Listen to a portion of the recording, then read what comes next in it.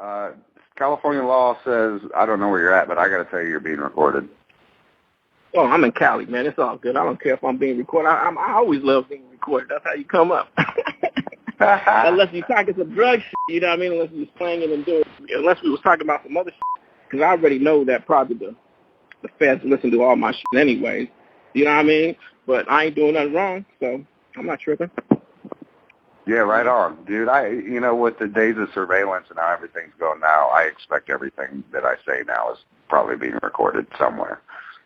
Exactly, because, the people that you interview, how affiliations are with the gangs, with Tupac and with, the unsolved murders and stuff like that. You know what I mean? So I know they take heed to everybody that you interview. You know what I mean? I know they take heed to me. I know I'm being watched all that shit all the time, man, whether it's because it's Tupac, the Wyclef stuff, or whatever I've done in my past. You know what I mean? Or just me as an individual, man.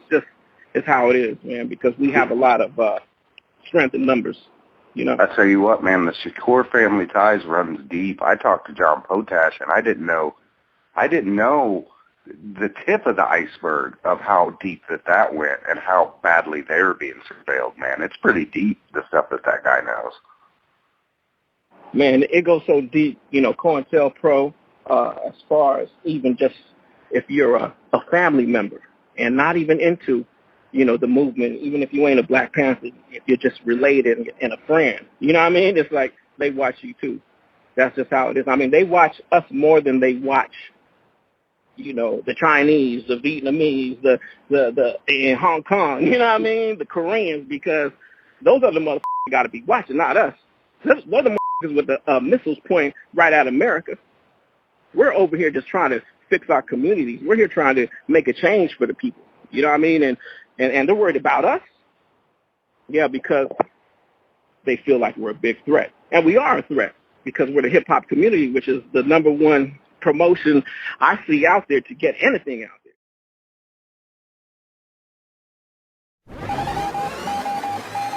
This is a Jmix exclusive.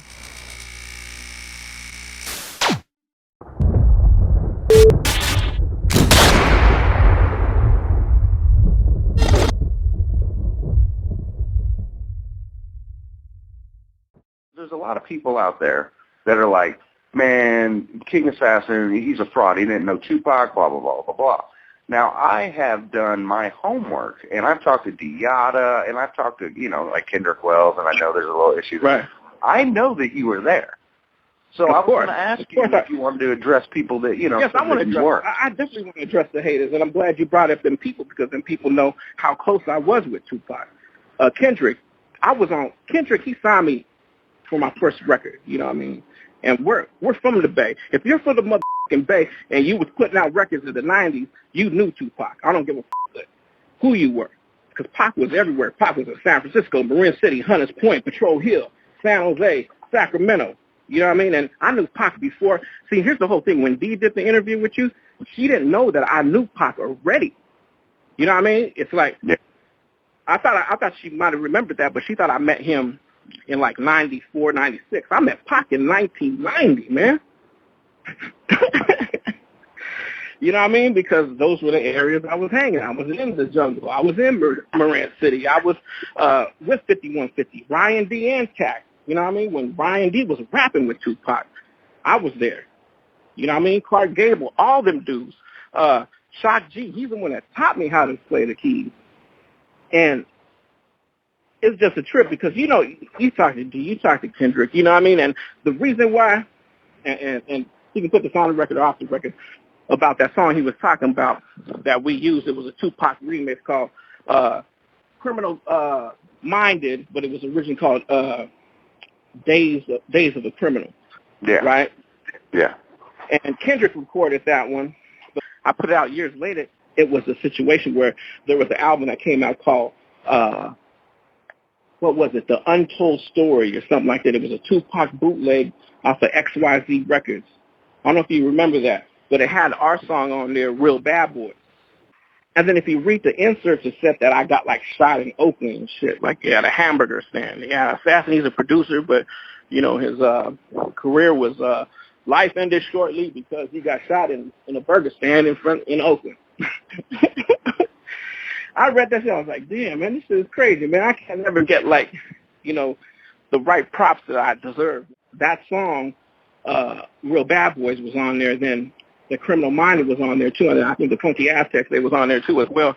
Because we were all living in Sacramento from that time. We moved from the Bay Area, you know, all out of, you know, Marin City, San Jose, Frisco, Oakland. We all moved to Sacramento. You know, and that's when we started a production company called Hitworks. It was me and Kendrick, and we put out, you know, 5150, you know, a couple other cats, and they put out my album, Assassin, Hitworks in '96. And that's when I had came back from L.A. to Sacramento. I was like, man, I'm out there. I was out there with Pac. Man, was doing all kinds of things. And that's when I was putting Kendrick back up on game on Tupac. Then he connected with him right after he came to the house in Sacramento. I had the number, I had Can-Am's number, everything, Pac and Pac, you know what I mean? And Pac said, hey, I'm going to make Kendrick my assistant. People don't know how close Tupac and Kendrick were. They were close even before all the Death Row stuff and all that. You know what I mean? Dude, these fans, man, they're like, we don't even know who this guy is. And I'm like, you don't know who Kendrick Wells is? Dude, the Internet's a crazy place, man. That's why I do what I do. And I'm not trying to talk over you. But I want there to be a historical record, because it seems like when time passes, people, I mean, like, stories just change, and then people get left out of the picture. I don't know, like, you know, all props to you and everybody else involved, but, like, how do people not know that, you know, who Kendrick Wells was? I knew who he was because I've been a Tupac fan since '94. You know what I'm saying? Right. So I knew that his personal assistant was Kendrick, and it took me a long time to find him, but I finally got a hold of him, and that's I guess the point that I'm making is that's why I do this, to keep a damn record of it. So, you know, 20 years from now, people can't be like, well, you know, and tell some bullshit story. Exactly. And I'm glad you did, because you're one of the few casts. Actually, there's not too many of you out there that really get down to the nitty-gritty of things and really put official casts that really have that, you know, that essence and that relationship with Tupac. You know what I mean? And for the cats that say I never even knew Tupac, come on, it's like, what are they, blind? I mean, I'm over here working with Mo Preem and all that shit and Big Psych and Thug Life, because I used to produce Thug Life when they was Double Jeopardy, Jmix. Double Jeopardy. You know what I mean? I produced songs with Spice One, The Streets of Hard Knocks. I got shit that's unreleased with Big Psych, Macadocious, Rated R. If you listen to my past albums that I put out in the early 90s, they had Thug Life on when nobody knew who a Thug Life was. That's how close I was with Tupac, man. Nobody was up on Thug Life. They wasn't even tripping off really Tupac like they do now. You know what I mean? As far as, man, Tupac, oh, you're working with Tupac? Oh, my goodness. You know, of course, now they say that shit. They don't even believe it, like you said.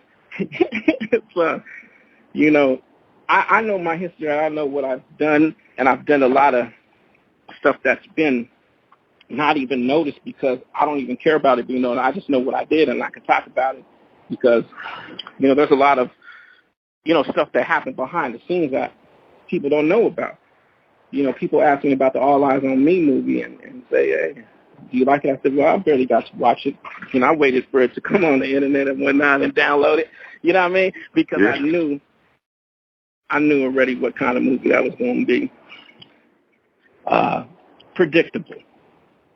Everything that you hear in the stories, even with that, you know, the assassinations and all these other ones, you know, it's all how Tupac died or is he still alive and stuff like that. So I kind of like did a trailer and kind of put that in there a little bit because that's what America, quote unquote, wants to, you know, hear about. They want to hear, like, is he still alive and stuff like that. So I used that to my advantage, right, in the little trailer I did. But at the same time, the Makaveli movie has nothing to do with that. It's just done just strictly upon cats that knew him and that got left out the scene, like myself, that really knew him, that did a lot of work for him, and that even knew him personally. You know what I mean? That's what type of film this is. And it's not a movie where we're, you know, re-emulating we're using real footage, everything. You know, because I'm part of Steady Mob Productions. A lot of people don't know that either. Me and Mike Mosley, you know what I mean? Steady Mob, we produced some of the biggest hits on Tupac. And I was there in Fairfield, in L.A. and in the Echo Sounds and the Larrabee Studios, where it was Blue Palm Studios. You know what I mean? All them studios. I was right there, man. And even if I wasn't doing anything at the time, I was there, right there with Pac, chilling. You know what I mean? Yeah. Well, let me throw some structure on this. Okay. What is the Makaveli movie, and what can people expect from that? The Makaveli movie is something that I put together because it first started with Makaveli the way he wanted it, because I put out that whole series. I don't know if you're familiar with that whole mixtape series, but I put that out, Volume 1 to Volume 7, called Tupac the Way He Wanted It. So the theme of that was to take the songs and let people know the original songs, you know what I mean, like the OGs, not the ones that got remixed after Eminem, did his thing to them. The original songs without taking out, the Big Sykes or the Mopreens or the Big Stretches. We put the original tracks on there, and if anything was remixed, we got the original producers to come in and remix it. So I took that whole concept and flipped it into a movie, and I'm going to be interviewing all the different producers that work with him. Some cats you might not even know about, cats from the Bay Area where he grew up out over here, Marin City, Ryan D. Tack. I know a lot of people interviewed them too, but there's a couple cats that they left out, like Capital B, which is my dog. He was on my label, Life or Death, too, back in the day. So, it's going to be more of a doc, but we're going to talk about things that people didn't know about Tupac. I'll share a couple of those stories, too. I think I shared one of them stories with your boy Chad Kaiser, right? The Dear Mama story. See, and that right there should just let people know, like, damn, this motherfucker Fast knows a lot of shit. How does he know this shit? Because we never heard this story before. We didn't hear this original Dear Mama before, and the cats that did that were Tupac collectors. They didn't know the story, why it got changed. I knew the story because I was right there with Pac when he made that song. Now, that was sample clearances, right? Yeah, it was sample clearances. And I'll never forget, Pac came in the studio. He was, man, Assassin, what? Man, you'll never believe this. And I go, what's up? He goes, man, we can't use that sample. I said, man, you just didn't like the scratch it, Pac. You ain't got it, man. I ain't mad at you. I ain't tripping. Because, I did the scratching, with the yo-yo part. So I thought maybe he was just, just telling me, nonchalantly that, maybe Tom Wally didn't like it and shit, you know what I mean? Tom Wally was always coming up in a little cowboy dude with the big old boots on. I didn't even know who he was at first. I was like, damn, who's that dude, Pac? He was like, one time with the police? You know what I mean? So he came in and he said, man, we can't use that sample. And I was like, damn, that's fucked up because that was a whole song. And he said, yeah, I know.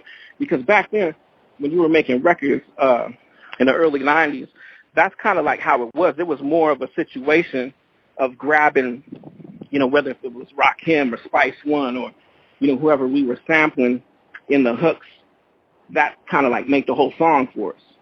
And that was the situation with Yo-Yo on that one because she was on the hook and he had came in. He said, man, we can't use that. I said, why, what's happening? And he was mad though because I said there's something more deeper than this because now he like I could see like he feels mad about it. You know what I mean? So I said, man, he being nonchalant that he didn't like to scratch and take that. Now, there's something that went on. I said, well, what happened, Pac? He's all, man, that such and such didn't clear the sample over there, man. Their manager, Pat Chardonnay. And then when he said that name, I already kind of knew who she was because that was like Ice Cube's new manager at that time and Yo-Yo's management. So I guess she shut the whole thing down. It wasn't like the label that shut it down. It was management that shut that down. And when he said that, I was like, damn, that's f***ed up. You know what I mean? So I don't think he knew how to take that either because Yo-Yo was so cool with him, and he thought Ice Cube was cool with him. But then he also had the other feeling like, it's management, too, that shut that down. But Pac ain't stupid. He knew that, they had to, I'm not saying Yo-Yo, Cube might have had something to do with that. You know what I mean? Don't get me wrong. I don't know if that's 100% true, but you and I know Jmix, if something like that happens, you know, the artists involved definitely have some kind of say-so. But when I told Yo-Yo on the Money B show, going way back show, I never met Yo-Yo before until like maybe it was like 3 or 4 years ago. And my homeboy said, man, you better go up to her and tell her about the story what Pac told you, because I was telling him about that story. So this dude pulled me in Money B show while they was actually recording on T Radio V, because I had a show on T Radio V too right there. And he just like pulled me in right when they was like interviewing and stopped everything. They stopped like that whole show right there for me to tell Yo-Yo, you know, the situation about Dear Mama, the original Dear Mama. So I told her, and when I was telling her Jmix, she had tears in her eyes, man. She had tears in her eyes, and, you know, I asked her if she, you know, ever knew about that. She didn't know nothing about that. So you can imagine if you're an artist, you know, to know you was on one of the biggest songs ever recorded in history, in rap history. Dear Mama is one of the most prolific songs. It's one of the most incredible songs ever, Dear Mama. You know what I mean? And she would have been a part of that, and she didn't know about it. I know she was dear because she was crying. Jmix, she put her hand on me, and she started crying. Tears was coming down her eyes.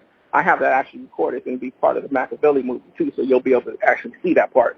You know, it was deep for me, too. I mean, you know, what I felt sad, too, at the same time because I knew how dear she was and how much she loved Pac. You know what I mean? So I think that was just a management call by Pat Chardonnay and, you know, whoever helps call them shots over there. But I know she wouldn't pass up the opportunity to be on a song like that, especially with the scratch, with a sample, with her voice in there. So, you know, that was pretty deep right there. And, you know, it took a lot for me to go in there and tell her that stuff, you know, because, you know, I didn't want to interrupt Money B's show and nothing like that. But, you know, Money B's my dog and everything. So he, you know, with some good information for people to know. So, you know, I had to do what I had to do. I was actually going to just save that whole, you know, information when the movie comes out. But, of course, it got leaked on the Money B show. Then later on, when Athene died, that's when I told the story to Billboard. And then that's when Billboard picked it up and put it on Complex Magazine. It was kind of like, you know, worldwide viral news at that point.